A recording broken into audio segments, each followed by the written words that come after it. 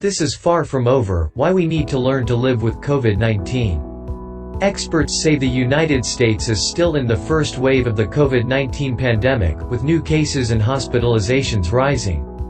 They warn that a second wave could hit this fall when schools reopen and people begin spending more time indoors.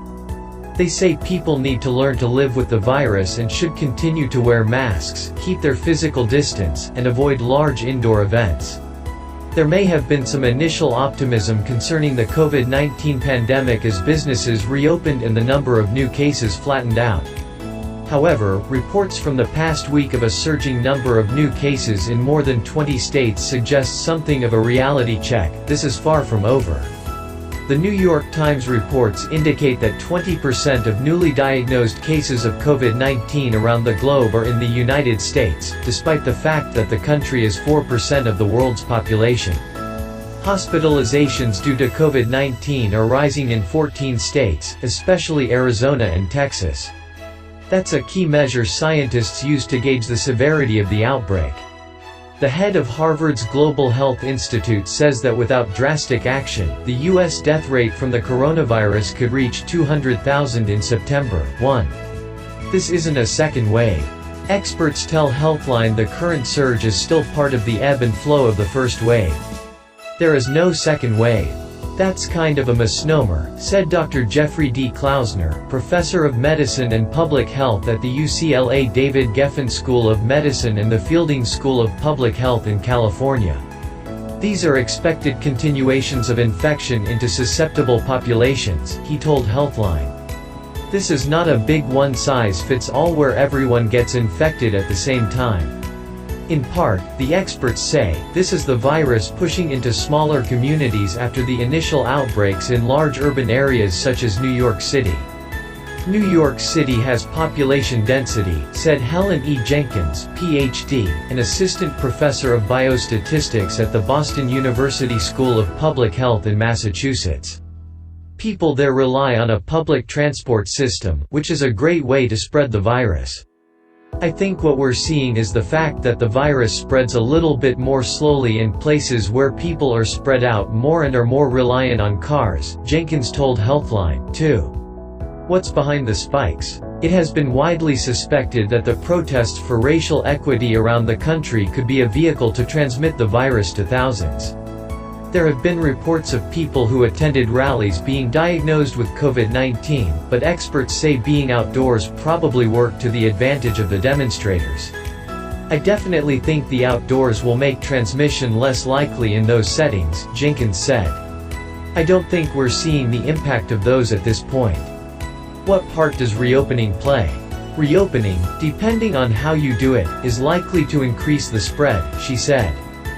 Florida and Texas were among the first states to reopen and loosen restrictions. Both states are now seeing record numbers of new daily COVID-19 cases. In Texas, the numbers have seen a dramatic jump over just the past few days. The number of new cases has averaged more than 3,500 per day. The number of hospitalizations are at more than 3,200 a day. Texas Governor Greg Abbott said his state will step up patrols of places not complying with physical distancing and will shut down overcrowded bars. But the governor said, closing down Texas again will always be the last option. But a slowdown is underway in some states as their COVID-19 numbers sharply increase. Officials in Oregon, Utah, and Tennessee are pumping the brakes on reopening plans, at least temporarily. 3. The virus decides the timeline. Since the very first day of this pandemic, I don't think we've been in a more confused position about what's happening. We just aren't quite sure what the novel coronavirus is going to do next, Michael T. Osterholm, Ph.D., MPH, said in an interview with National Public Radio last week. Osterholm is an infectious disease epidemiologist and director of the Center for Infectious Disease Research and Policy at the University of Minnesota. I think the one factor that we must keep in mind at all times is that, to date, about 5 to 7% of the U.S. population has been infected with the virus. That's it, he said. All the pain, suffering, death, and economic disruption have occurred with 5 to 7%. But this virus is not going to slow down transmission overall. It may come and go, but it will keep transmitting until we get at least 60 or 70% of the population infected and hopefully develop immunity. Or, if we get a vaccine that can get us there, too, he added. 4. Potential second wave this fall. The Trump administration now says it's preparing for the possibility of a second wave of COVID-19 that could hit this fall. We are filling the stockpile in anticipation of a possible problem in the fall, Peter Navarro, the White House's trade advisor, told CNN on Sunday. You prepare for what can possibly happen. I'm not saying it's going to happen, but of course you prepare.